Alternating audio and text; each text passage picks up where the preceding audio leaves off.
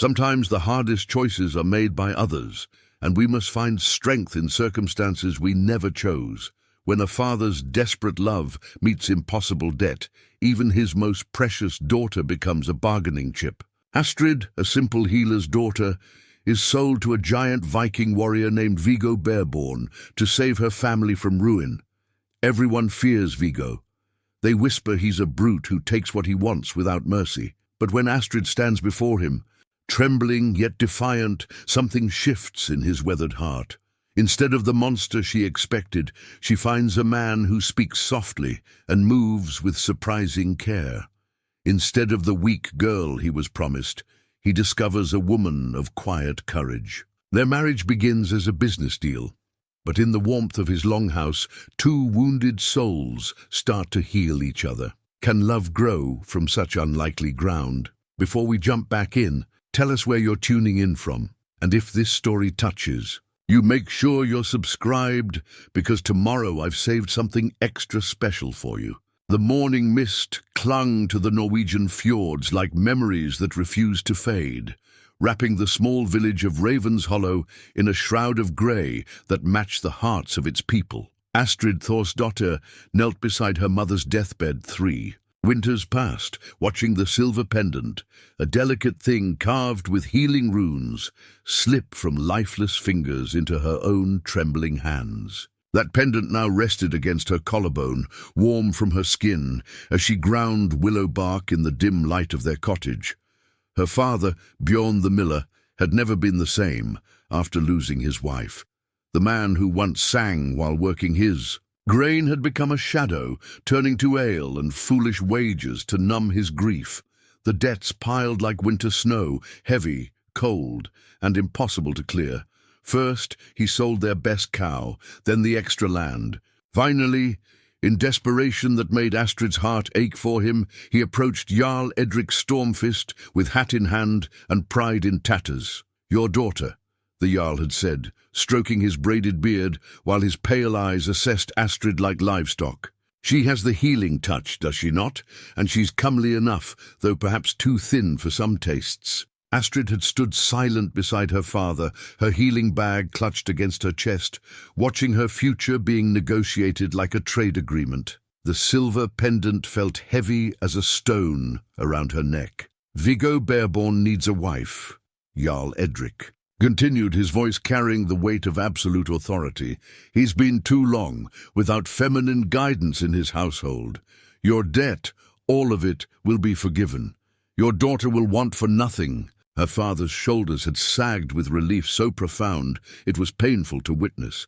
"And Astrid, what does she say to this arrangement?" The Jarl's laugh was dry as autumn leaves. "What she says matters little. But Viggo is not without honor. She'll be treated well enough, provided she knows her place. 3 days. That's all the time she'd been given to prepare for a life she never imagined. 3 days to say goodbye to everything she'd ever known, to pack her few belongings, to memorize. The face of the father who loved her enough to let her go. The village buzzed with whispered conversations about her fate. The blacksmith's wife crossed herself when Astrid passed, as if marriage to Viggo Bearborn was tantamount to being fed to wolves. Old Gunnar, who'd known her since birth, pressed a small knife into her palm with hands that shook. "Keep this close, little healer," he'd whispered. "Vikings are not always what they seem, but it's better to be prepared." The rumors about Viggo painted him as something between man and beast. They said he stood taller than any mortal had a right to, with hands that could crush a man's skull and a voice that could freeze blood in winter. They spoke of his battles, his conquests, the way he'd torn through enemy lines like a force of nature. Some claimed he was cursed, that no woman could bear his children and live. Others insisted he'd killed his first wife in a rage, though none could say for certain he'd ever been married at all. But Astrid had also heard different stories, quieter ones, shared only when the ale flowed freely and men's tongues loosened. A merchant had once told of seeing Viggo tend to a wounded bird with surprising gentleness. A travelling skald spoke of the warrior's longhouse, where the hearth burned bright and the servants were well fed and content. These tales seemed at odds with the monster everyone feared, but Astrid clung to them like driftwood in a storm. On the morning of her departure, she rose before dawn to gather herbs from her mother's garden one final time. The familiar ritual of selecting chamomile for calming, willow for pain, and meadow sweet for headaches brought comfort to her racing heart. Each plant went carefully into her leather pouch, along with the tools of her trade: bone needles for suturing, clean linen strips, a small bronze mirror that had belonged to her grandmother. Her father waited by the door, fully dressed, despite the early hour. His face bore the weight of a man who'd bartered away his most precious possession, and Astrid felt her heart break anew for him. "I should never have gambled so heavily," he said, his voice thick with regret. "Your mother would never forgive me for this." Astrid took his weathered hands in hers, noting how they trembled with more than just age. "Mother would understand. You did what you had to do to keep us alive. I'll not have you carry guilt over choices that had no good options. You're too forgiving, daughter, too gentle for this world, perhaps. But gentleness has its own strength, father. Mother taught me that." The cart that came for her was simple but well made, pulled by two sturdy horses and driven by a man who introduced himself merely as Eric. He spoke little during the journey north, but his manner was respectful rather than cold. When she offered him water from her skin, he accepted with a grateful nod. When the road grew rough and she was jostled uncomfortably, he slowed the pace without her asking. The landscape changed as they traveled deeper into Viggo's territory. The hills grew steeper, the forests denser, the air sharper with the promise of snow. They passed through two smaller villages where people stopped their work to stare at the cart, their expressions a mixture of curiosity and sympathy. Word of her journey had preceded them, it seemed. By evening, they'd reached the borders of Viggo's lands, marked by carved wooden posts bearing the image of a bear standing on its hind legs. Eric finally spoke as they passed these markers. "You should know," he said, his eyes fixed on the road ahead. "The master is not what people say. He's hard when he needs to be, fair when he can be. He's never raised a hand to a woman or child in all the years I've served him." These words brought Astrid more comfort than all the prayers she'd whispered during the journey. Here was someone who knew Viggo personally, not just the legends that grew like weeds around powerful men. As darkness fell, they approached the longhouse that would be her new home. It rose from the landscape like something from the old stories. Massive, timbers reaching toward the stars, smoke curling from the central fire pit, warm light spilling from narrow windows like honey from a comb. The building spoke of strength and permanence, of a man who built things to last. Servants emerged to tend the horses and help with her belongings, their faces curious but not unkind. A woman with grey-streaked hair and capable hands took charge. Immediately, "I'm Helga," she said, her voice crisp but not unfriendly. "I manage the household. You'll be wanting a bath and a meal before you meet the master. He's particular about proper hospitality." The bath water was hot and scented with herbs Astrid recognized. Lavender for calming, rosemary for clarity. Someone had taken thought for her comfort, and she found this attention to detail both surprising and touching. The clothes laid out for her were fine but practical, in deep blue wool that complemented her dark hair. When she finally emerged, clean and dressed, Helga led her through corridors lined with beautiful tapestries depicting scenes of hunts and battles. The craftsmanship was exquisite. Speaking of wealth acquired through more than just raiding and pillaging, the master values beauty, Helga explained, noting Astrid's appreciation. He believes a home should feed the soul as well as the body. They reached a great hall where a fire crackled in the central pit, sending shadows dancing across the walls. The air smelled of wood smoke, roasted meat, and something else. Something that reminded Astrid of the deep forest after rain. And there, rising from a chair near the fire, was Viggo Bearborn himself. The rumors had not exaggerated his size. He stood easily a head taller than any man she'd ever seen, with shoulders broad enough to block doorways and hands that could probably span her waist. His hair was dark gold, braided with leather cords and falling past his shoulders. His beard was shorter, neatly trimmed, revealing a face that was stern but not cruel. But it was his eyes that surprised her most. They were grey as storm clouds, yes, but there was something in them she hadn't expected.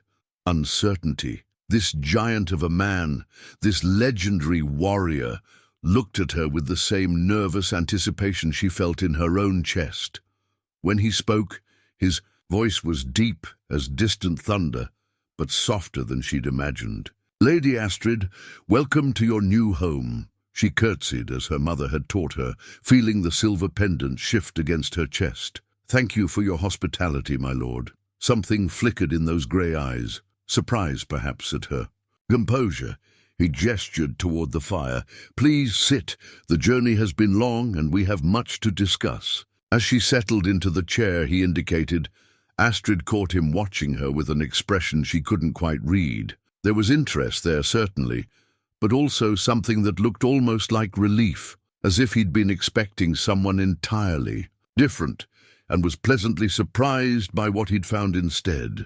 The silver pendant caught the firelight, and she saw his gaze fix on it briefly before returning to her face. In that moment, she had the strangest sense that this giant Viking warrior was just as uncertain about their future together as she was. Perhaps that was something they could build on. The morning of their wedding dawned grey and cold, with frost covering the ground like scattered diamonds.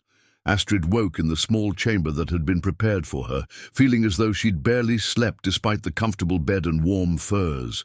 Through the narrow window she could see servants already, bustling about, preparing for the ceremony that would bind her fate to a man she'd known for less than a day. Helga was quiet for a long moment, her weathered hands smoothing an invisible wrinkle from her apron. "He's been alone too long," she finally said.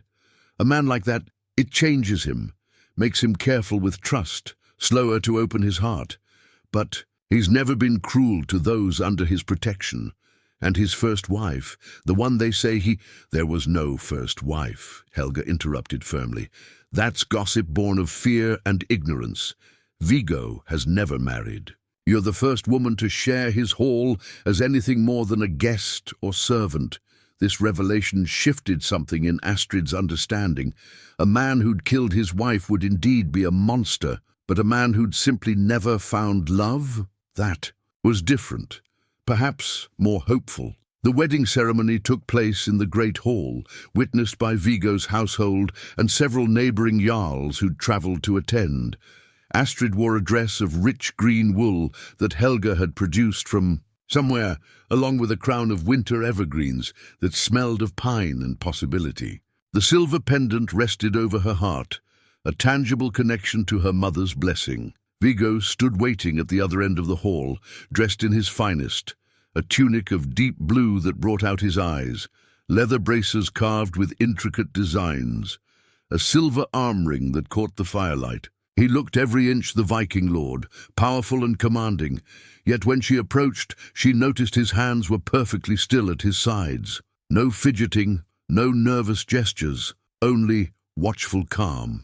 The ceremony itself was brief but solemn. They exchanged vows before the gathered witnesses, their words carrying across the hall with the weight of binding oaths. When Viggo placed a simple gold ring on her finger, his touch was gentle, despite the size of his hands. When she spoke her own vows, promising loyalty and respect, something flickered in his eyes that might have been gratitude. The feast that followed lasted well into the evening. Tables groaned under the weight of roasted meats, fresh bread, preserved fruits, and ale that flowed like water. The gathered jarls told stories of great battles and legendary heroes, their voices growing louder and more animated as the night.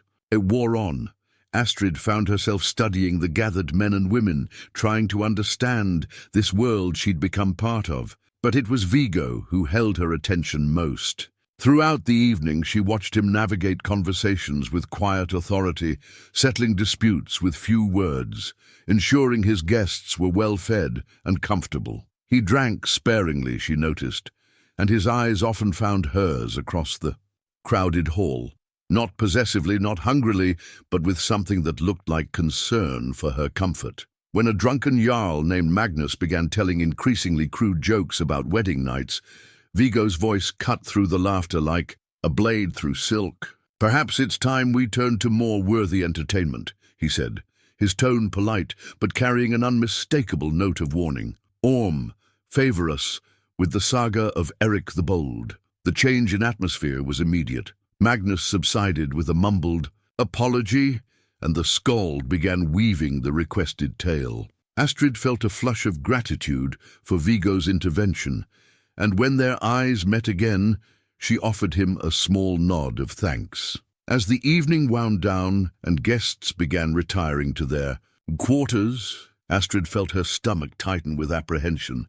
The moment she'd been dreading all day was finally approaching. Soon, she would be alone with her new husband, expected to fulfill the duties of a wife to a man she barely knew. Helga appeared at her elbow as if summoned by Astrid's anxiety. "Come," she murmured, "time to prepare for bed." In her chamber, Helga helped her change into a sleeping gown of soft white linen, brushed out her long dark hair until it shone, and gave her hands a final squeeze. "Remember," the older woman said quietly, "he's a good man under all that size and reputation. Trust your instincts, not your fears." Left alone, Astrid paced the small room, her bare feet silent on the rush-covered floor. The silver pendant caught moonlight from the window, and she found herself touching it for comfort, remembering her mother's gentle hands and soothing voice. When the door opened without a knock, she spun around, her heart hammering against her ribs. Viggo stood in the doorway, seeming to fill the entire frame with his presence. He changed from his wedding finery into simple brown wool, but he still looked enormous and intimidating in the small space. For a long moment, they simply looked at each other. Then Viggo stepped inside and closed the door, the soft click seeming unnaturally loud. "I know you're frightened," he said, his deep voice gentler than she'd ever heard it. "And I understand why. The stories about me, many of them are true. I have killed. I have taken what I wanted through force, but never from someone under my protection. Never from someone who couldn't fight back." Astrid found her voice, though. It came out smaller than she'd intended. "And am I under your protection now? From the moment you entered my hall, yes. From the moment we spoke our vows, absolutely." He moved closer, but stopped several feet away, giving her space. "I want you to understand something important, Astrid. This marriage may have begun as a business arrangement, but I will not treat you as property bought and paid for." The use of her name, spoken in his careful tone, sent an unexpected warmth through her chest. "What are you saying?"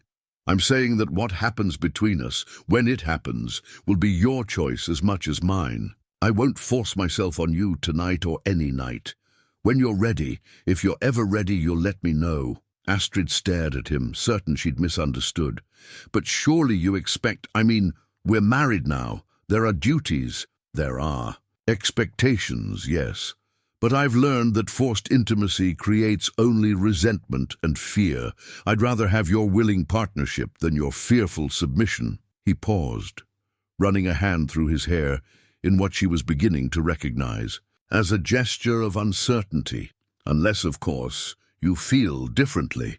If you wish to fulfill those duties tonight—" "No," she said quickly, then flushed at her own bluntness.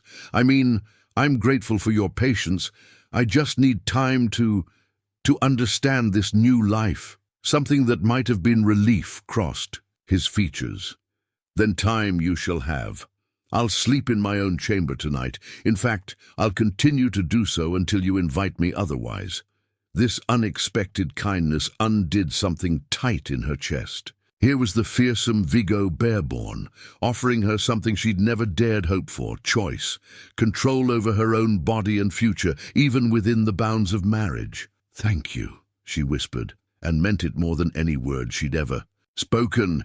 He moved toward the door, then paused with his hand on the latch. Astrid, the pendant you wear, it was your mother's? Her hand went instinctively to the silver charm. Yes, she was a healer like me. It suits you, he said simply. Then he was gone, leaving her alone with the astonishing realization that her new husband might be the first person since her mother's death to truly see her as more than just a burden or commodity. Outside her window, the first snow of winter began to fall, each flake catching moonlight like tiny stars. As Astrid finally settled into bed, she found herself thinking not of the fearsome warrior everyone expected Viggo to be, but of the gentle giant who'd just given her the most precious gift imaginable, the freedom to choose her own path, even within the confines of an arranged marriage. For the first time since leaving her father's house, she fell asleep without tears.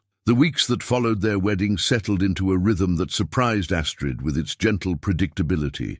Each morning, she woke to find a carved wooden cup waiting outside her door, Viggo's way of ensuring she had fresh water without intruding on her privacy. The gesture was small but thoughtful, and she found herself looking forward to discovering what type of wood he'd chosen each day.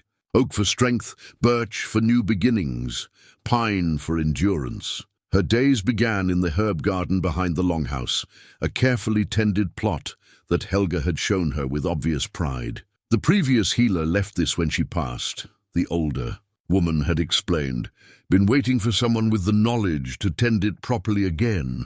Astrid knelt among the frost-touched plants, her mother's teachings flowing back like muscle memory. Here was feverfew for headaches, there valerian for sleeplessness. She began cataloguing what grew and what was missing, making mental notes about what seeds to request come spring. The work grounded her, connecting her to something larger than her own uncertainty. It was while harvesting the last of the autumn chamomile that she first encountered Viggo in daylight, working alone behind the smithy. His massive frame was bent over an anvil, hammer ringing against hot metal in a steady rhythm. He'd stripped to the waist despite the cold, his skin gleaming with sweat and marked by old battle scars that told stories of survival. She meant to slip past unnoticed, but he looked up as if sensing her presence. For a moment, they simply regarded each other across the space. She with her basket of herbs, he with his hammer still raised. Then he set down his tools and reached for his discarded tunic. I'm sorry, Astrid said quickly. I didn't mean to disturb your work. You didn't. He pulled the tunic over his head, the simple action somehow both graceful and powerful. What are you making with those? She looked down at her basket, surprised by his interest. Tinctures, mostly. Chamomile tea for the servants who have trouble. Sleeping. The work here is hard, and many suffer from aching joints. Something shifted in his expression. Approval, perhaps. You've been watching them. It's what healers do. We observe, we listen. Sometimes people suffer in silence because they think their discomfort doesn't matter, and you think it does matter. It wasn't really a question, but she answered anyway. Every person's comfort matters. A house runs better when its people are healthy and content. Viggo studied her for a long moment, his grey eyes thoughtful. Show me what you're making. They walked back to the kitchen together, Astrid acutely aware of his presence beside her. He was so large that he seemed to alter the very air around them, yet his movements were surprisingly quiet. She'd noticed that about him. Despite his size, he moved through the world with careful consideration for others. In the kitchen, she spread her herbs on the work table and began sorting them by use. Viggo watched silently as she explained the properties of each plant, how they could be combined for different ailments, why some needed to be dried while others worked better fresh. Your mother taught you all this? He asked when she paused. She did. From the time I could walk, she had me gathering plants and learning their names. She said healing was as much about understanding people as understanding herbs. Wise woman. The simple acknowledgement warmed her more than elaborate praise might have. Here was recognition of her mother's worth, her own skill, the value of knowledge that some dismissed as mere women's work. "What are you making in the smithy?" she asked, curious about his own craft. "Hinges for the new grain storage and some smaller projects." He hesitated, then added, "I enjoy working with my hands. There's something satisfying about taking raw metal and shaping it into something useful." She understood that feeling, the pleasure of creation, of taking disparate elements and combining them into something that could help others. Perhaps they weren't so different after all. Over the following days, these chance encounters became more frequent. Viggo would appear in the kitchen while she worked, not interfering but simply watching with genuine interest. He asked thoughtful questions about her process, remembered details from previous conversations, and even brought her plants he'd found during his travels around the settlement. The first time he presented her with a rare variety of willow bark. Known for its potency against pain, she felt her throat tighten with unexpected emotion. "Where did you find this?" she asked, turning the precious bark over in her hands. "Near the old oak grove, by the stream. I remembered you mentioning that the common willow was less effective for serious ailments." He'd been listening, not just hearing her words, but truly listening and remembering what mattered to her. The realization did something strange to her chest, a fluttering sensation she couldn't quite name. "Thank you," she said softly. "This will help tremendously with old Eric's joint pain." "Eric, the key steward?" "Yes. He tries to hide it, but I can see how he favors his left hip when he thinks no one is watching. This bark will make a tincture strong enough to give him real relief." Viggo nodded slowly. "You notice everyone, don't you? Not just their physical ailments, but their dignity." The observation surprised her. "I suppose I do. People shouldn't have to beg for care or admit weakness to receive help." "No, they shouldn't." His voice carried a weight that suggested personal experience with both pride and pain. "It's a rare gift, that kind of compassion." Their conversations began extending beyond herbs and healing. Viggo told her about the settlement's history, the challenges of managing trade routes and defending their territory. He spoke of his responsibilities.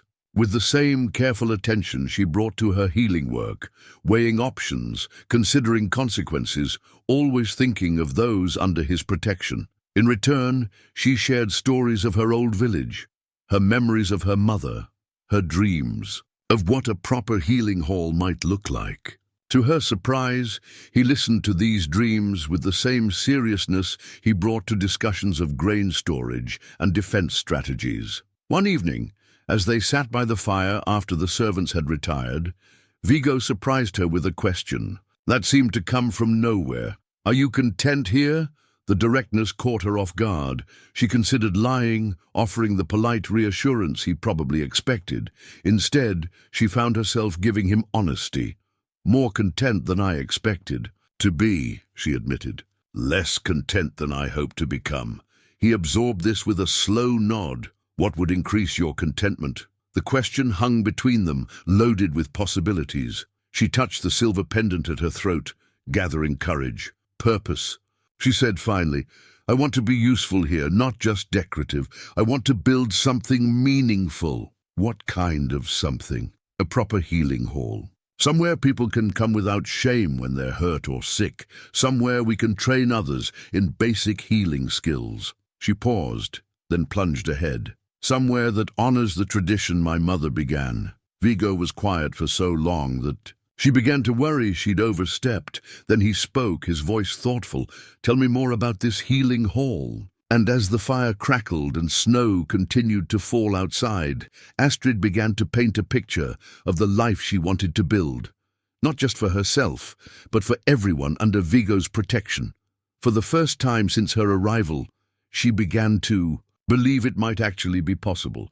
The first test of their growing understanding came on a bitter morning when young Bjorn, the blacksmith's apprentice, stumbled into the hall with his arm hanging at an unnatural angle. Blood seeped through. His torn sleeve and his face was white with shock and pain. "Fell from the loft," he gasped.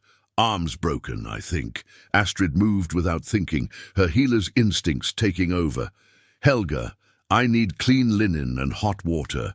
Someone fetch my herb pouch from the kitchen." She knelt beside the boy, her hands gentle but sure as she examined the injury. "This will hurt, but I need to see how badly you're damaged." The break was clean but displaced, requiring setting before it could heal properly. Astrid had done this before, but never on someone so young, never with stakes that felt so personal. This wasn't just a patient. This was someone under Viggo's protection, someone whose well-being reflected on her capabilities as a healer. "I need something for him to bite on," she said, looking up to find Viggo standing nearby, his expression tense with concern. "And someone strong to hold his shoulders steady while I work." Without hesitation, Viggo knelt on the boy's other side. "I'll hold him. You do what needs doing." Astrid mixed willow bark tea with a few drops of poppy extract, enough to dull the pain without making the boy unconscious. As Bjorn drank, she explained what she needed to do, her voice calm and reassuring, despite her own nervousness. "Ready?" she asked, meeting Viggo's eyes across the boy's prone form. At his nod, she began the delicate work of manipulating the broken bone back into alignment. Bjorn cried out, despite the leather strip between his teeth, his body arching against the pain. Viggo held him steady with gentle firmness, murmuring words of encouragement in a voice Astrid had never heard before. Soft, almost fatherly. "Almost finished," she whispered, feeling the bone shift into proper position with a soft click. "There, the worst is over." She splinted the arm with careful precision, binding it with linen strips in a pattern her mother had taught her. When she finally sat back on her heels, her hands were trembling with exhaustion and relief. "How long before he can use it again?" Viggo asked, his large hand resting protectively on the boy's shoulder. 6 weeks if he's careful, 8 if he's not. And he needs to move his fingers regularly to prevent stiffness. She looked at Bjorn, who was already looking more alert as the immediate crisis passed. "You did well. Many grown men would have made more fuss." The boy's smile was shaky but proud. "My father always said healers were just hedge witches with fancy airs. But you actually know what you're doing." Astrid felt heat rise in her cheeks at the backhanded compliment, but Viggo's response surprised her. "Your father would be wise to keep such opinions to himself," he said, his voice carrying quiet authority. "Lady Astrid's skill just saved you from a crippled arm. Show proper respect, the formal title, the defense of her abilities, both sent an unexpected warmth through her chest. Here was public acknowledgement of her worth, her place in his household. Hierarchy. Over the following days, word of Bjorn's successful treatment spread through the settlement. People began approaching Astrid with minor ailments they'd previously ignored or treated with folk remedies of questionable value.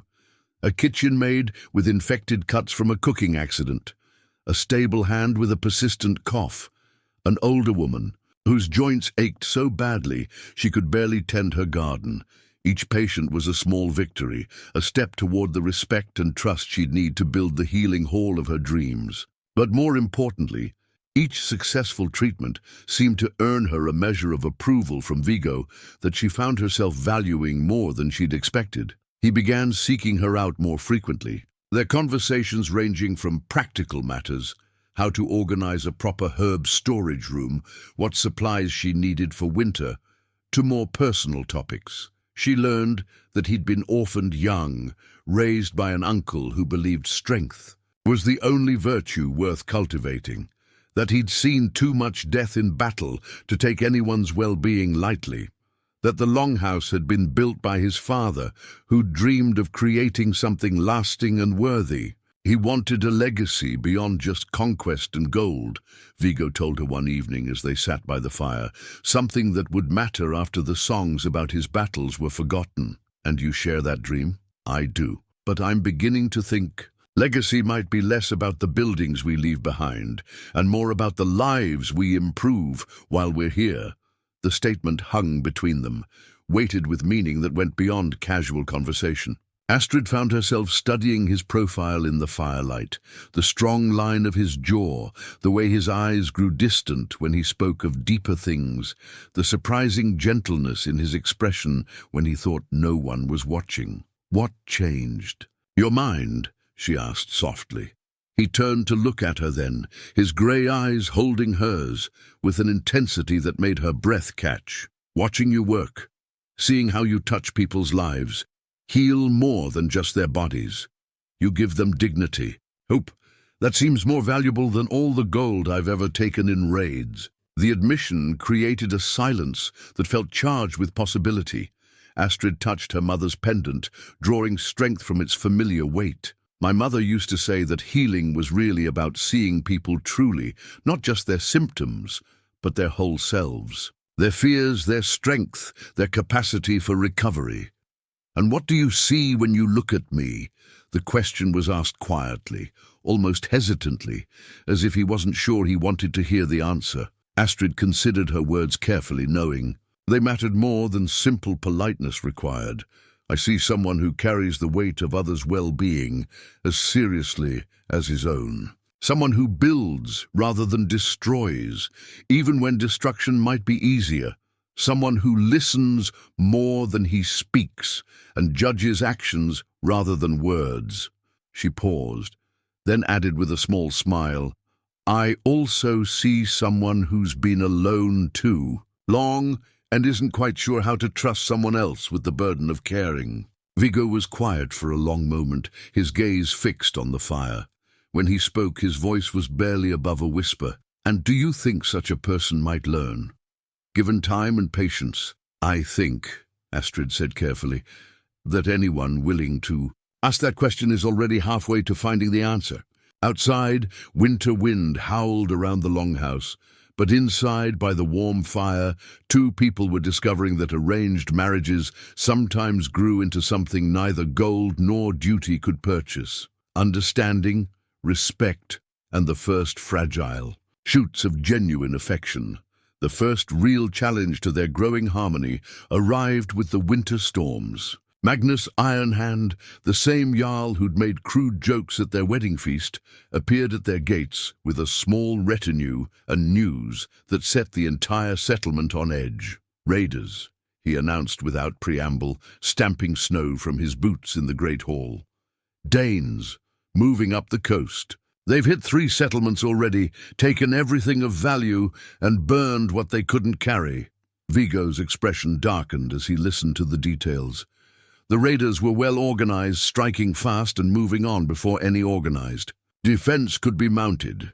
They seemed to know exactly where to find the greatest wealth with the least resistance. "They have inside knowledge," Magnus continued, accepting a horn of ale from Helga. "Someone's feeding them information about which settlements are worth hitting and when the men are away."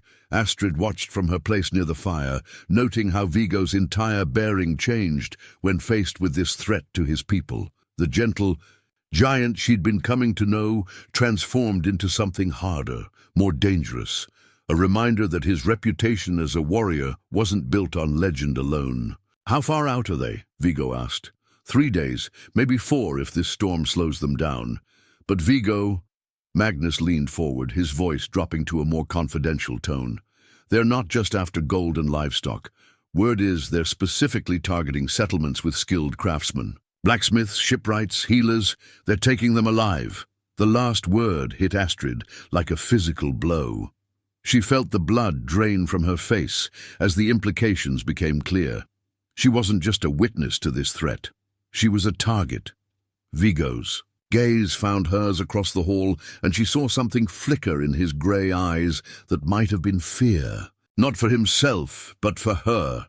We need to prepare defenses," he said, rising from his chair with fluid grace that belied his size. "Magnus, I assume you're hoping to coordinate our response." "Aye, better to stand together than fall separately.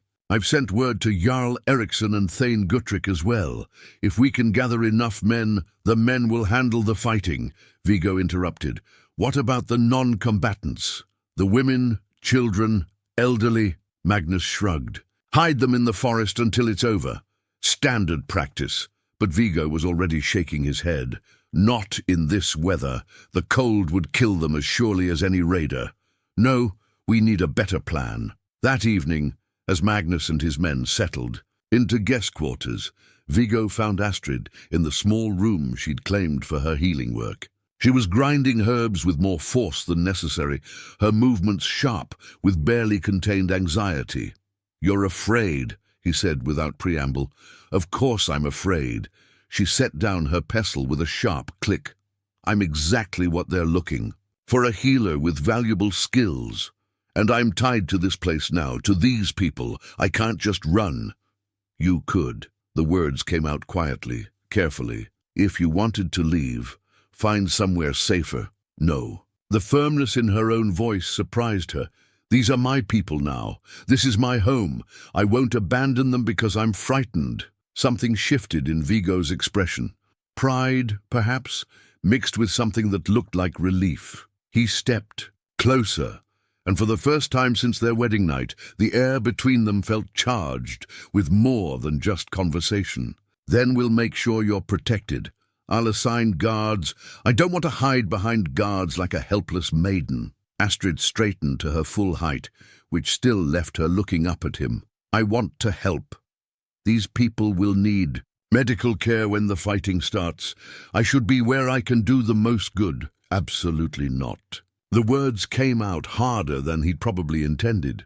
"It's too dangerous. And doing nothing while people suffer isn't dangerous to my soul." She stepped closer, close enough to catch the scent of wood smoke and winter air that seemed to cling to his clothes. "You told me once that you valued my skills, my judgment. Trust me to know how best to use them." They stood facing each other in the lamplight, neither willing to back down. Astrid could see the conflict in his eyes. The warrior's instinct to protect warring, with growing respect for her courage and capabilities. "There might be a way," he said finally, "a compromise." Over the next 2 days they developed a plan that satisfied both his need to keep her safe and her determination to be useful. The storage cellar beneath the Great Hall would be converted into a makeshift healing station, stocked with supplies and accessible through a concealed entrance. If the worst happened and the settlement's defenses were breached, the wounded could be treated there while remaining hidden from raiders. Working together to prepare the space revealed new facets of both their characters. Viggo's methodical approach to defense planning complemented her systematic organization of medical supplies. When she needed shelving built for herb storage, he crafted it himself with the same careful attention he brought to weapon making. When he struggled with the logistics of moving wounded men through narrow passages, she suggested modifications that made the space more functional. "You think like a tactician," he told her, as they arranged the last of the bandages and medicinal tinctures. "You think like a healer," she replied, noting how he'd positioned everything for maximum efficiency while maintaining easy access. The evening before the expected attack, the great hall filled with nervous energy. Men checked and rechecked their weapons. Women ensured their children understood the evacuation plans, and everyone tried to project confidence they didn't entirely feel. Astrid found herself moving through the crowd, offering calming herbs to those whose nerves were stretched too thin, checking on old injuries that might be aggravated by the stress of battle preparation. It struck her that somewhere in the past weeks, she'd stopped thinking of these people as Viggo's household and started thinking of them as her responsibility too. When young Bjorn approached her, his healing arm still splinted but his eyes bright. With determination, she felt a familiar tightening in her chest. "Lady Astrid," he said formally, "I wanted to thank you for my arm, but also, well, everyone's talking about how you're staying to help tomorrow instead of hiding in safety. It means something, knowing you're willing to risk yourself for us." After he'd gone, Astrid stood alone for a moment, touching her mother's pendant and thinking about the strange paths that had led her here. A year ago, she'd been a village healer's daughter with no prospects beyond tending her father's declining years. Now she was a Viking lord's wife, preparing to treat battle wounds in a hidden cellar while raiders threatened everything she'd grown to love. The transformation felt both terrifying and oddly right, as if she'd finally found the place where her skills and courage could serve something larger than her own survival. When Viggo appeared beside her, his presence solid and reassuring in the uncertain night, she didn't jump. Somehow, she'd begun to sense his approach the way she could sense changes in weather, a subtle shift in the air that meant safety was near. "Ready?" he asked simply. "Ready," she replied, and meant it more than she'd ever meant anything in her life. The raiders came with the dawn, their ships cutting through the morning mist like dark omens. From the watchtower, the horn sounded 3 long blasts, the signal that had sent the settlement into its final preparations. Astrid crouched at the narrow window of their hidden healing station, watching through a gap in the timber as shadowy figures moved across the frost-covered ground. Above her, she could hear the sound of running feet, shouted orders, the scrape of weapons being drawn. Viggo's voice rose above the chaos, calm and commanding as he positioned his defenders. They'd planned for this, but the reality of violence felt different from their careful preparations. The first wounded man arrived sooner than expected. Olaf the shepherd, helped down through the concealed entrance by 2 of Viggo's warriors. An arrow protruded from his shoulder, and his face was grey with shock and pain. "They came from the east side," he gasped, as Astrid settled him on the makeshift pallet they'd prepared. "Must be 20 of them. Maybe more. Armed better than we expected." Astrid forced herself to focus on the task at hand, pushing aside thoughts of what 20 well-armed raiders might do to Viggo and his men. Her fingers worked steadily, cutting away fabric, cleaning the wound, preparing to extract the arrow. The familiar routine of healing centered her, gave her purpose beyond fear. "This will hurt," she warned Olaf, then worked the arrowhead free with careful precision. The shepherd bit back a cry, his hands clenched into fists, but the bleeding was manageable and the wound clean. As she stitched and bandaged, more wounded began arriving. A kitchen boy with a gash across his scalp, one of Magnus's men with a broken wrist from deflecting an axe blow. Each patient brought news from above. The raiders were pressing hard, but the defenses were holding. It was when Eric the steward stumbled down the ladder, his normally pristine clothes torn and bloodied, that Astrid felt her first real stab of terror. "They've broken through the outer fence," he reported, leaning heavily against the stone wall. "Viggo's fallen back to the second line, but—" He winced as she examined a deep cut along his ribs. "They're good, these Danes. Better. Organized than typical raiders." "How many have we lost?" The question came out steadier than she felt. 3 dead, maybe twice that wounded. "But we're holding. Your husband—" Eric's weathered face creased in what might have been a smile despite his pain. "He fights like the old stories say his grandfather did, like a bear defending its cubs." The image sent an unexpected surge of pride and fear through her chest. She'd seen glimpses of Viggo's warrior nature, but hearing it described in battle was different. Somewhere above, the gentle giant who carved her wooden cups each morning was fighting for his life and the lives of everyone she'd grown to care about. The sounds of combat grew closer as the morning wore on.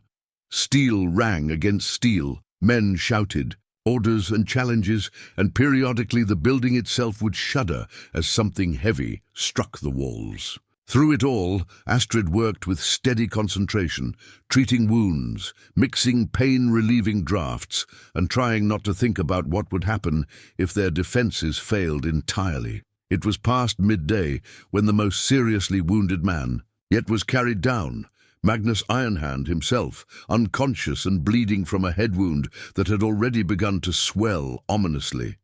"Took an axe handle to the skull," explained the warrior who'd brought him. "Been out for near an hour. Viggo sent him down special.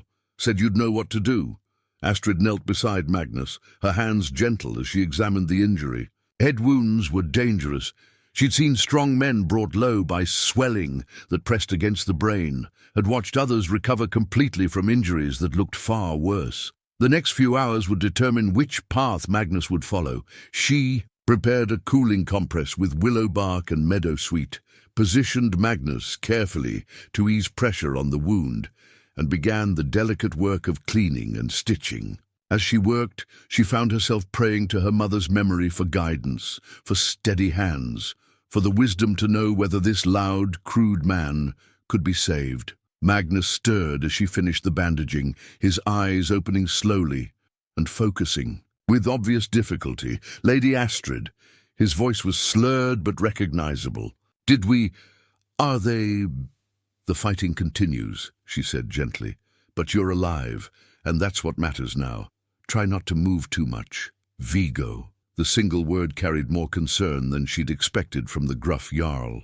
Still fighting. Still leading the defense. Magnus nodded carefully, then closed his eyes again.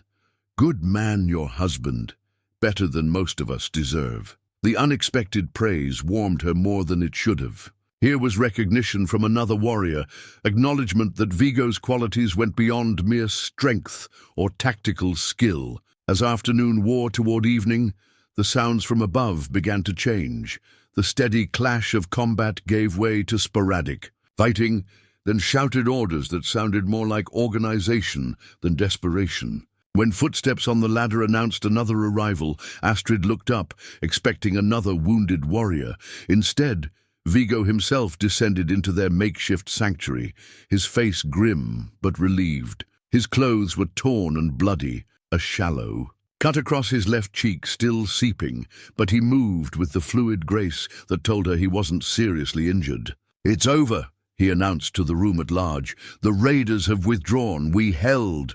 The relief that washed through the hidden chamber was almost palpable. Wounded men who'd been bearing their pain in stoic silence allowed themselves groans of relief. Eric actually smiled despite his bandaged ribs. Even unconscious Magnus seemed to relax slightly. But Astrid found herself studying Viggo more carefully, noting the weight in his shoulders, the way he avoided meeting her eyes directly. Something in his manner suggested the victory had come, at a higher cost than his words indicated. "How many?" she asked quietly. "7 dead. Twice that wounded seriously enough to need your care." His voice was steady, but she could hear the grief underneath. It could have been much worse. She moved toward him, noting how he favored his right side slightly, the way his left hand stayed pressed against his ribs. "You're hurt." "Nothing. Serious. Others need attention more. Others have been seen to." She gestured toward the men resting on pallets around the chamber. "You're the only one who hasn't been properly examined." For a moment, she thought he might argue. Then something in his expression shifted, and he allowed her to guide him to a quiet corner where she could work without disturbing the other patients. The wound along his ribs was deeper than he'd admitted, requiring careful cleaning and stitching. As she worked, she felt the solid warmth of his presence, noted how he held perfectly still, despite what must have been considerable pain, breathed in the scent of battle sweat and determination that clung to his skin. "Thank you," he said quietly as she tied off the final stitch, "for the medical care, for staying, for being here when my people needed you, for proving that trust was justified." The words hung between them in the lamplight, weighted with meaning that went far beyond the day's crisis. Astrid touched her mother's pendant, feeling its familiar warmth, and realized that something fundamental had shifted in their relationship. They were no longer strangers bound by convenience, but partners who'd faced genuine danger together, and emerged stronger for it. The revelation came 3 days after the raid, when Astrid was tending to Magnus in the Great Hall. The Jarl had regained consciousness fully, but remained weak, his words sometimes slurring when fatigue overtook him. She was checking his head wound for signs of infection when he grabbed her wrist with surprising strength. "Need to tell you something," he mumbled, his eyes darting toward the door to ensure they weren't overheard. "About the raiders, about why they came here specifically." Astrid felt her stomach tighten. "What do you mean?" "They knew too much.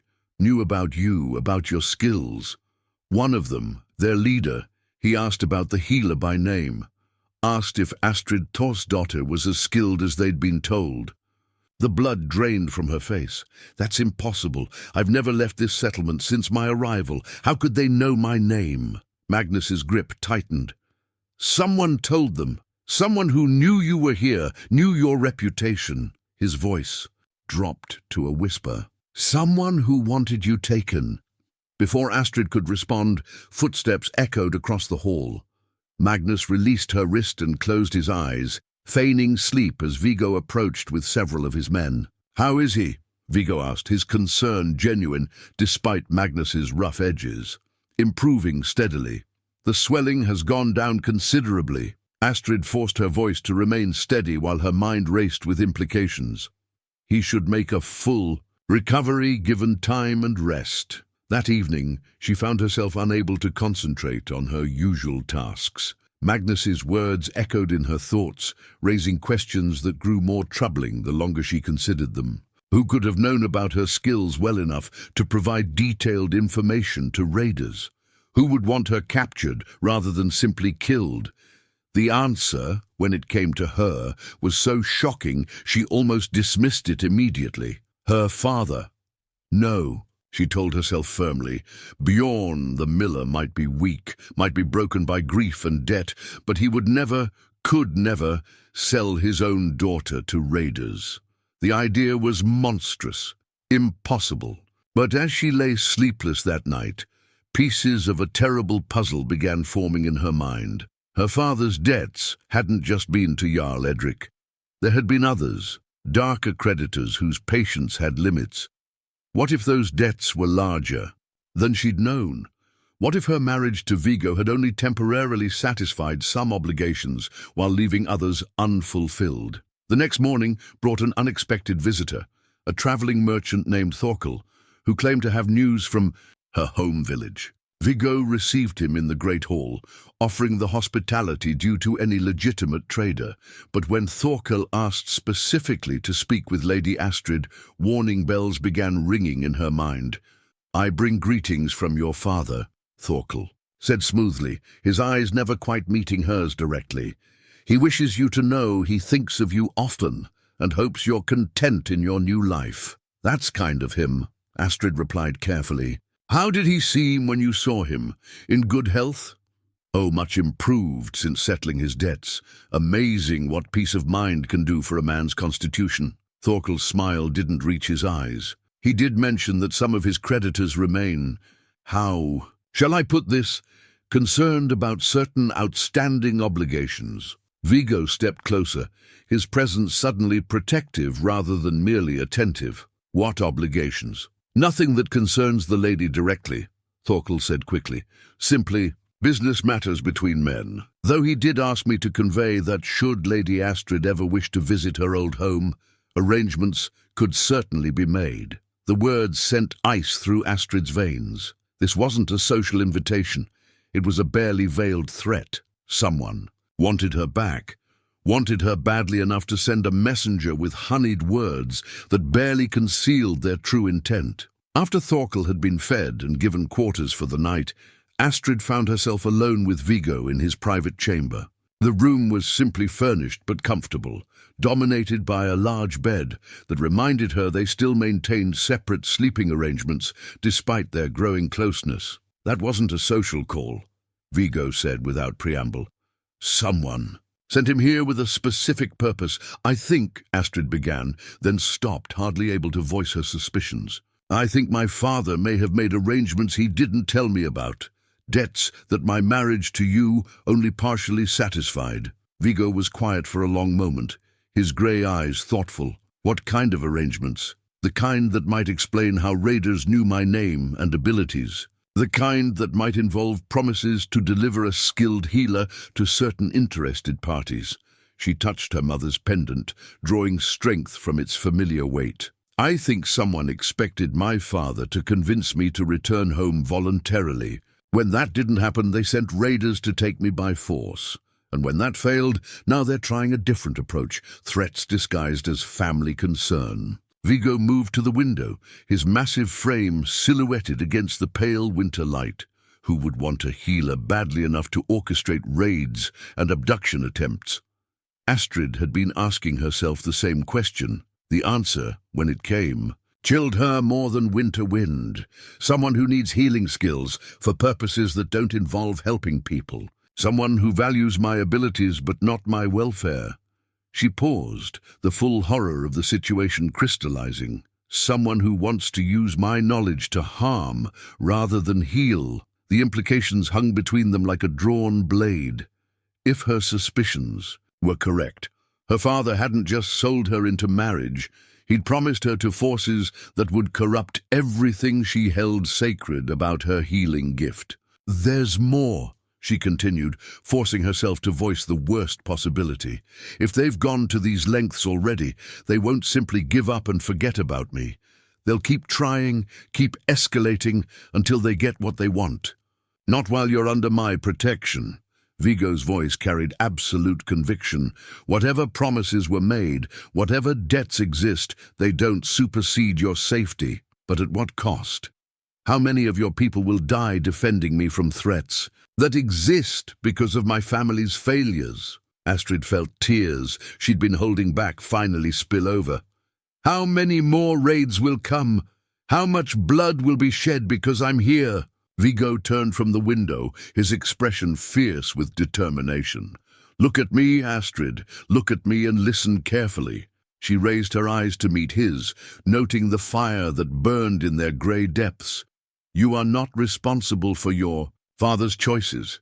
You are not a burden to be endured or a problem to be solved. You are my wife, a member of this household, under the protection of my name and my sword. Anyone who wants to take you will have to go through me first." The words should have been comforting, but they only intensified her guilt. "And if they do, if protecting me costs you everything you've built here, then we'll rebuild. Together." He stepped closer, close enough that she could see the absolute sincerity in his eyes. "Do you understand what I'm telling you?" She shook her head, not trusting her voice. "I'm telling you that somewhere between our wedding night and now, this arrangement stopped being about debt and duty. I'm telling you that He paused, as if the words were difficult to form. "I care about you, Astrid, more than I expected. More than is probably wise. The thought of losing you to raiders or threats, or your own misguided sense of guilt, is unbearable." The confession hung between them, raw and honest, and completely unexpected. Astrid stared at him, this giant of a man who'd just admitted to feelings neither of them had dared name. "I care about you too," she whispered, the words barely audible but carrying the weight of absolute truth. "That's why I can't bear the thought of being the cause of your destruction." "Then don't leave." His voice was soft but urgent. "Don't let fear drive you away from the life we're building. Stay and fight with me. Trust me to protect what matters most." In the lamplight of his chamber, with winter wind howling outside and threats gathering like storm clouds, Astrid made a choice that would define everything that followed. She stepped forward, closing the distance between them, and placed her hand over his heart. "I'll stay," she said simply, "but we face this together. No more protecting me from information, no more making decisions without consulting me. If someone wants to destroy our life here, they'll have to face both of us." When Viggo's arms came around her, strong and protective and infinitely gentle, Astrid finally understood what her mother had meant about finding strength in unexpected places. Sometimes the greatest courage wasn't in facing threats alone, but in trusting someone else to stand beside you when darkness fell. The morning after Astrid's revelation brought an early spring thaw that turned the settlement's paths into muddy rivers. But the changing season felt ominous rather than hopeful, as if the warming earth was stirring forces better left sleeping. Viggo had posted extra guards and sent scouts ranging far beyond their usual territory, but the waiting felt more dangerous than any direct threat. It was Eric, the steward, who brought the news that confirmed their worst fears. He arrived at the Great Hall just after dawn, his face grim with the weight of intelligence gathered from traveling merchants and informants. "There's a warlord named Ragnar the Cruel gathering men near the Danish border," Eric reported, accepting. A horn of ale with hands that trembled slightly from exhaustion. Word is, he's offering gold for anyone who can deliver him a skilled healer. Someone specific. A woman with dark hair and the knowledge to treat both common ailments and battle wounds. Astrid felt the familiar chill of recognition. How specific? Specific enough to mention a silver pendant and a reputation for saving. Men others would have given up for dead. Eric's weathered face was apologetic but determined. My lady, there's no doubt they mean you. Viggo's jaw tightened, but his voice remained steady. How many men has he gathered? 50, maybe more. Well-armed, well-fed, and all of them desperate enough to risk everything for his promised gold. Eric paused, then added reluctantly, there's more. He's not just offering payment for bringing you to him alive, he's also promised a substantial reward for anyone who can provide detailed information about this settlement's defenses. The implications were clear. Ragnar wasn't planning another quick raid. He was preparing for a siege, and unlike the previous raiders who'd been opportunistic, this threat was organized, patient, and specifically focused on acquiring Astrid's skills for purposes that made her stomach turn. We need allies, Magnus declared from his seat near the fire.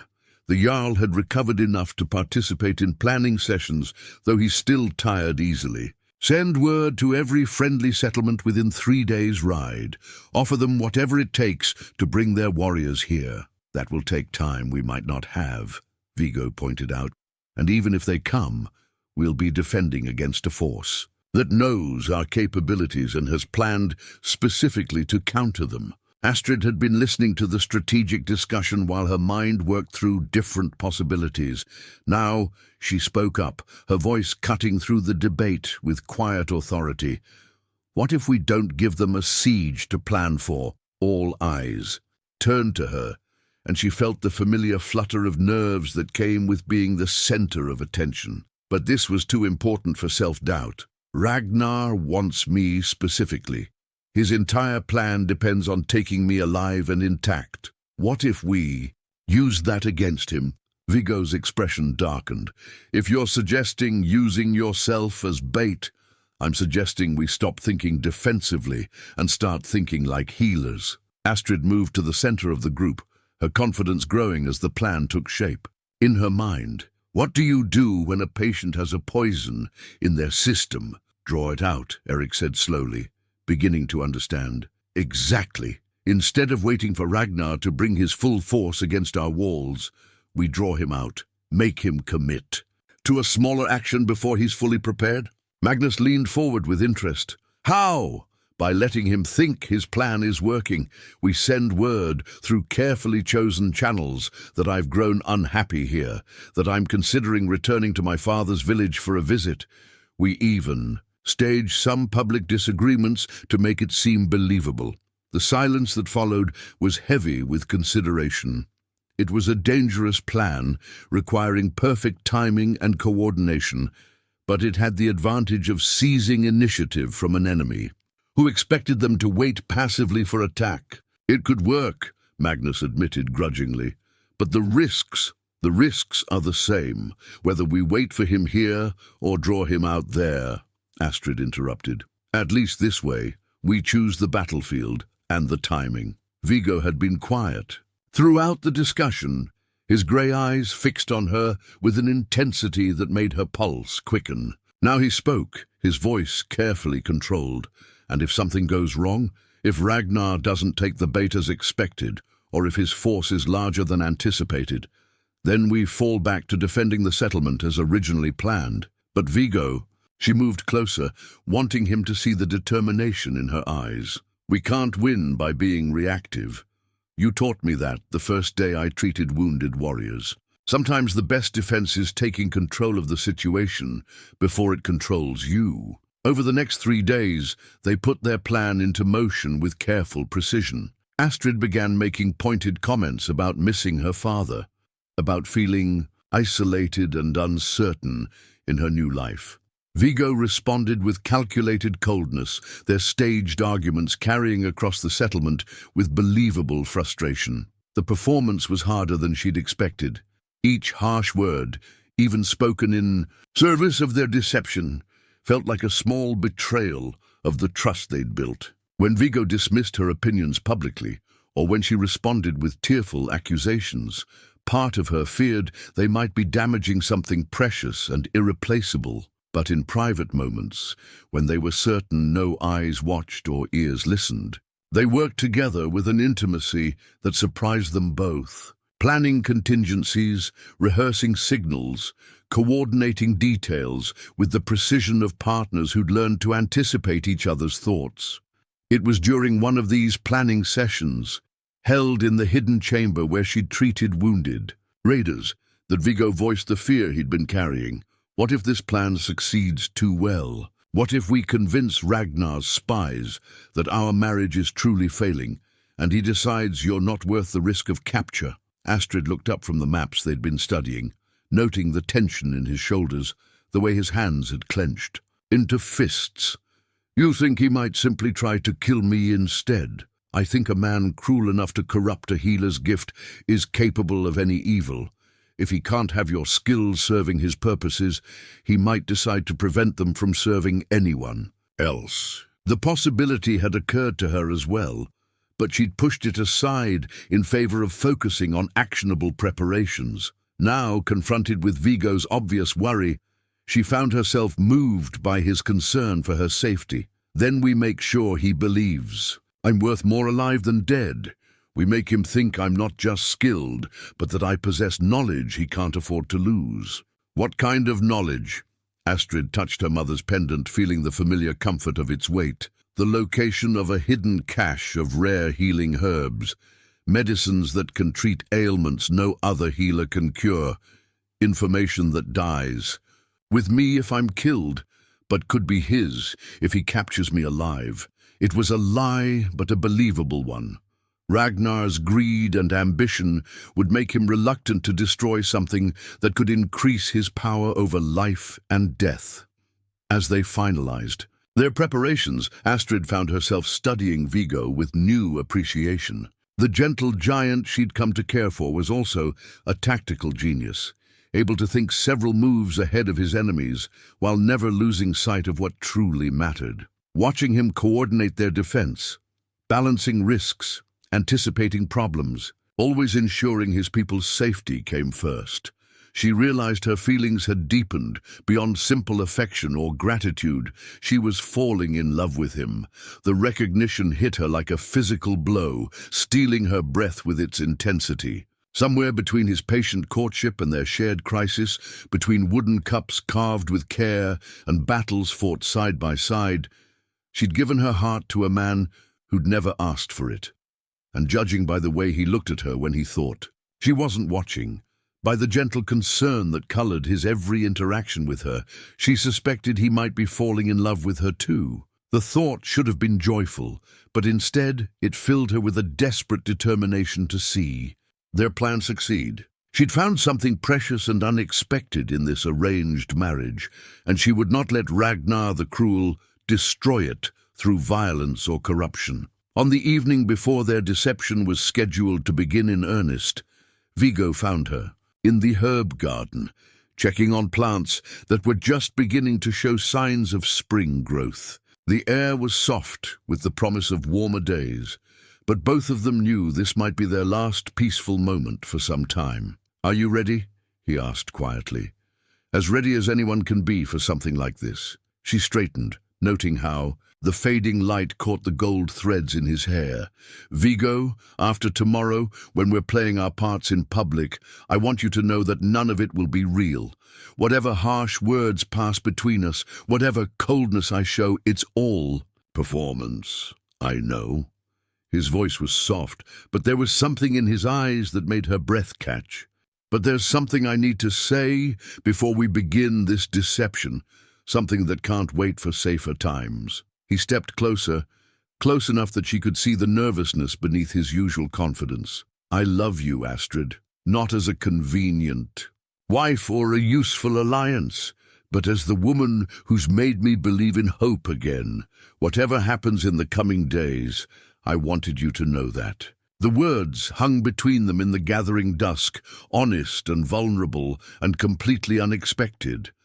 Astrid felt tears prick her eyes, but they were tears of joy rather than sorrow. "I love you too," she whispered, reaching up to touch his face, gently, more than I ever thought possible, more than I knew my heart could hold.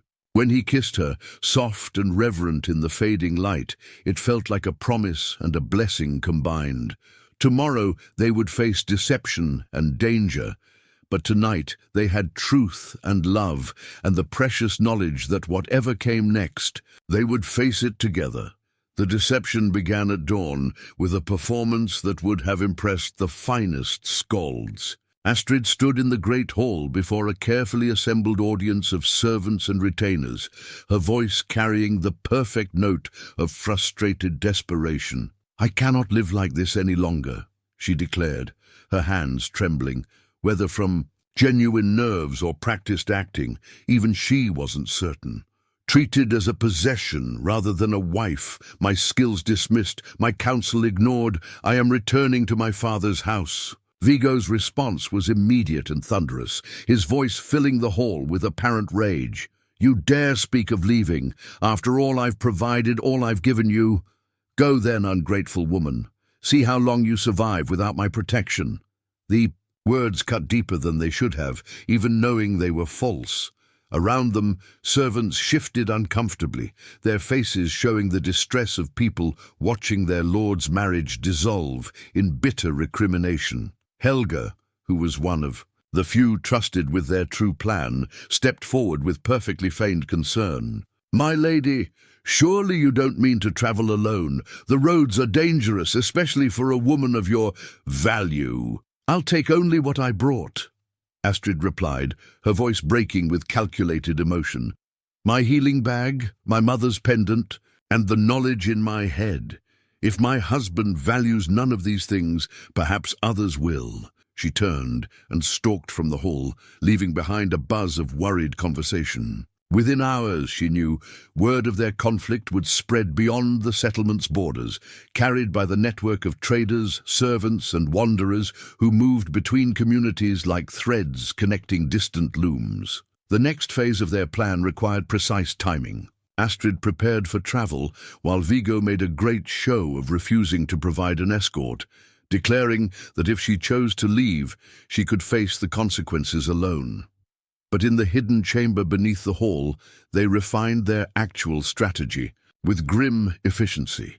"The old mill road is our best option," Viggo said, tracing the route on a crude map drawn in charcoal. "It follows the river for most of the way, provides good sight lines for our scouts, and has only 3 places where Ragnar's men could set an effective ambush." Astrid studied the marked positions, memorizing details that might save her life. "How many men will you have in position?" 20 of my best warriors, placed to respond within moments if things go wrong. Magnus will command the reserve force here, ready to ride out if we need reinforcement." His grey eyes met hers with fierce intensity. "At the first sign that Ragnar isn't taking the bait as expected, you turn back immediately. No heroics, no attempts to salvage the plan. Your safety matters more than any tactical advantage." 3 days later, their carefully orchestrated drama reached its climax. Astrid left the settlement in full view of numerous witnesses. Her travel, packed conspicuously light, her manner that of a woman making an emotional decision rather than a calculated one. She wore her mother's pendant openly, ensuring it would catch the light and confirm her identity to any watching eyes. The first hours of travel passed peacefully along the familiar road. Spring had truly arrived, filling the air with the scent of new growth and the sound of birds returning from southern lands. Under different circumstances, Astrid might have enjoyed the journey, but every shadow in the forest could hide enemies. Every bend in the road might conceal an ambush. She'd traveled perhaps half the distance to her father's village when they struck. The attack came from the wooded hillside above the road, exactly as Viggo had predicted. A dozen men emerged from concealment with military precision, moving to surround her before she could react. But these weren't the rough raiders who'd attacked the settlement. They were professional warriors in well-maintained mail, led by a man whose cruel smile made her blood freeze. Ragnar the Cruel was smaller than she'd expected, but his presence filled the space around him like a physical force. His pale eyes held the cold calculation of a man who viewed other people as tools to be used and discarded. And when he spoke, his voice carried the casual authority of someone accustomed to absolute obedience. "Lady Astrid Thorsdottir," he said, dismounting from his horse with fluid grace. "How convenient to find you traveling alone, almost as if the gods themselves wished our meeting to occur." Astrid forced her voice to remain steady despite her racing heart. "I know who you are. What do you want with me?" "What I want is simple. Your considerable skills in service of a more worthy master. Your husband clearly doesn't appreciate what he possesses, but I assure you, I will value your talents appropriately." "And if I refuse?"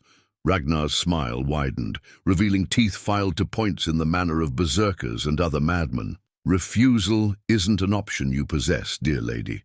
You see, I've invested considerable time and resources in acquiring you. Your father was most helpful in providing information about your abilities and weaknesses." The confirmation of her worst fears hit like a physical blow. Her father had indeed betrayed her, sold her not just into marriage, but into the hands of a monster who would corrupt everything she held sacred about healing. "My father made no such arrangements," she said, though her voice lacked conviction even to her own ears. "Oh, but he did.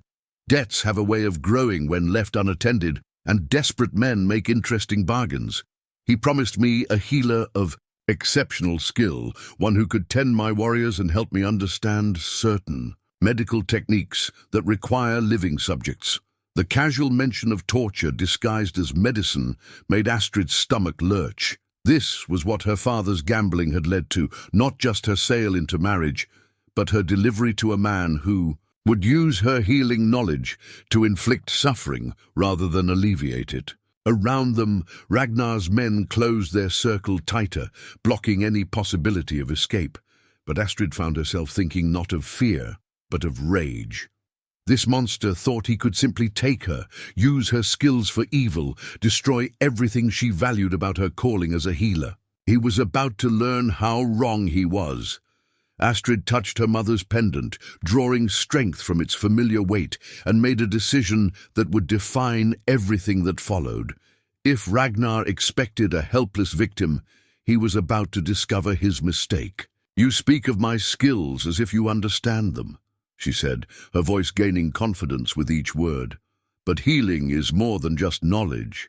It requires wisdom to know when treatment will help and when it will harm." Ragnar's pale eyes narrowed with interest. "Explain." "The herbs I carry," she gestured to her healing bag, "some of them can ease pain, or some can increase it tenfold. The same plant that heals a wound can poison a man if used incorrectly. The difference lies in understanding not just what each remedy does, but how they interact with each other." She was stalling for time, hoping Viggo's warriors were moving into position as planned, but she was also speaking truth. The knowledge that could heal could indeed harm in the wrong hands, or the right ones, depending on your perspective. "You interest me more each moment," Ragnar said, stepping closer. "Show me." Astrid opened her healing bag with deliberate care, aware that every eye was fixed on her movements. Inside, among the familiar herbs and tools of her trade, her fingers. You found what she sought. A small vial of concentrated poppy extract, harmless in tiny doses, but potentially deadly in larger amounts. "This," she said, holding up the vial so it caught the afternoon light, "is what allows me to perform surgery without causing unbearable pain. But the line between relief and death is measured in drops. Demonstrate." The command was spoken casually, but Astrid heard the underlying threat.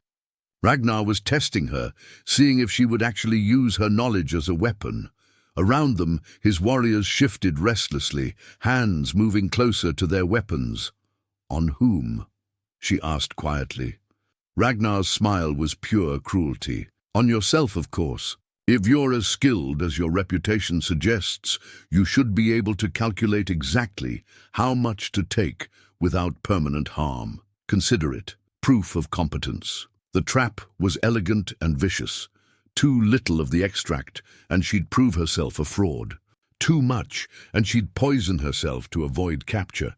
But Ragnar had made one crucial miscalculation. He assumed she was working alone. Astrid uncorked the vial with steady hands, her mind racing through possibilities. The extract was bitter and fast-acting, but she'd learned to mask its taste by mixing it with honey. More importantly, she'd built up a tolerance through years of accidentally ingesting small amounts while treating patients. "Before I do this," she said, raising the vial toward her lips, "I want you to know something about healers." "What's that?" "We never work alone." The words were barely out of her mouth when Viggo's war cry echoed from the hilltop above them. His massive form appeared among the trees like an avenging god, flanked by 20 of his finest warriors charging down the slope with weapons gleaming in the afternoon sun. Ragnar's men spun toward the threat, but they'd positioned themselves for capture, not battle. Their formation scattered as Viggo's forces struck like a hammer blow, turning their organized ambush into chaotic melee. Astrid didn't waste the opportunity. As Ragnar's attention fixed on the attacking warriors, she threw the uncorked vial directly into his face. The concentrated poppy extract splashed across his eyes and mouth, and his scream of rage turned to one of genuine pain as the caustic liquid began its work. But even blinded and choking, Ragnar was dangerous. His hand shot out, catching her wrist with bruising force as he staggered backward. "Witch!" he snarled, his grip tightening until she gasped with pain. "I'll make you suffer for this." His threat was cut short as Viggo's sword took him through the chest. The massive blade emerged from Ragnar's back in a spray of blood, and his grip on Astrid's wrist went slack as life fled his eyes. "No one threatens my wife," Viggo said, his voice deadly calm as he withdrew his blade. Around them, the battle was already over. Ragnar's men, caught off guard and leaderless, had surrendered or fled. Those who remained alive knelt in the mud, their weapons cast aside in submission. Astrid found herself shaking as the reality of what had just happened sank in.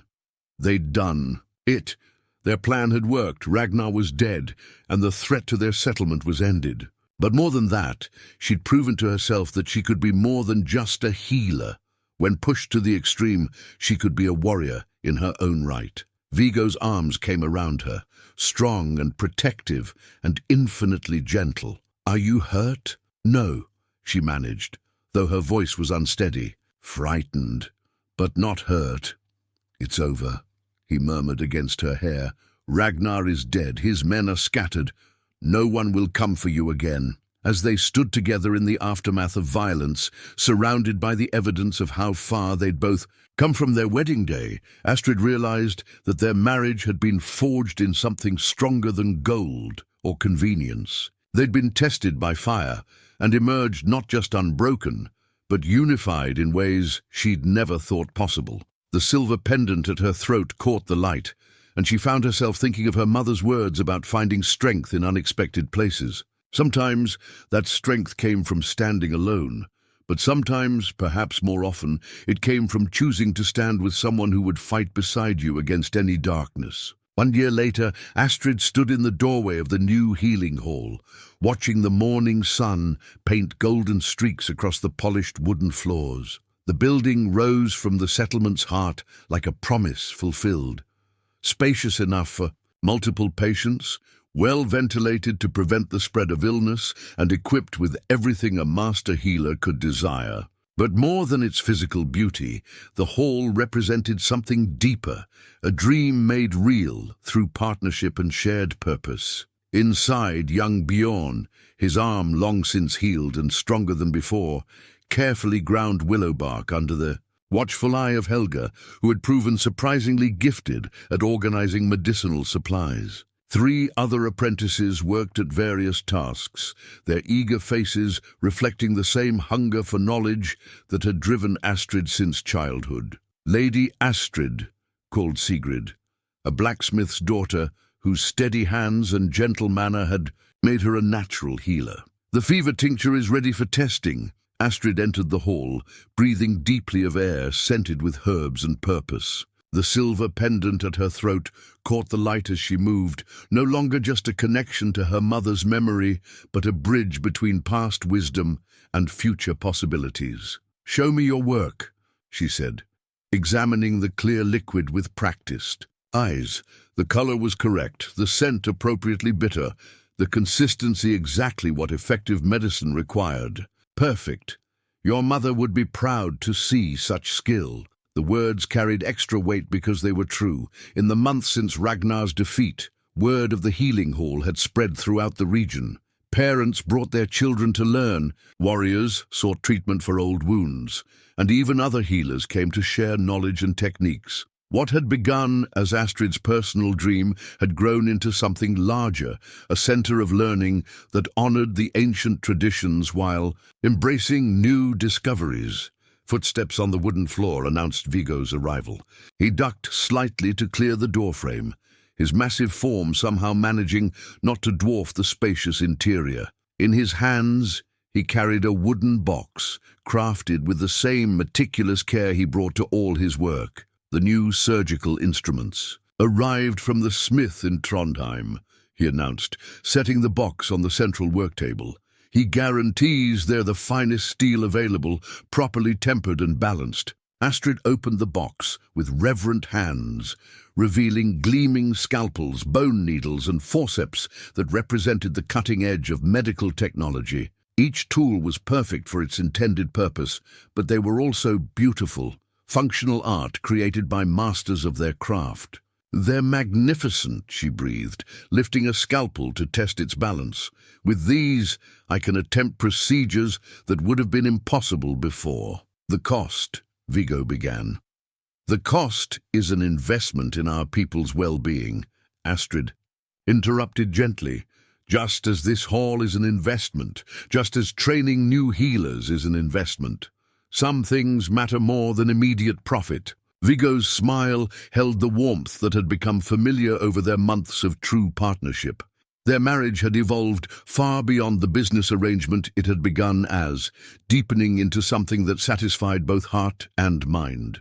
They worked together now with the seamless coordination of people who understood each other's thoughts almost before they were spoken. "Speaking of investments," Viggo said, his tone shifting to something more formal, "I received word from your father this morning." Astrid's hands stilled on the surgical instruments. In the year since Ragnar's death, she'd had no contact with Bjorn the miller. The betrayal still hurt, but the sharp edge of anger had softened into something more like pity. Her father was a weak man broken by grief and poor choices, but he was still her father. "What did he say?" "He asks permission to visit, claims he has news that might interest us both, and—" Viggo paused, choosing his words carefully. "He wishes to apologize." In person, the request didn't surprise her. Word of Ragnar's death and their settlement's prosperity would have reached her home village months ago. Her father had probably realized that his schemes had not only failed, but had nearly cost his daughter her life. "What do you think I should do?" "I think," Viggo said slowly, "that you should do whatever brings you peace.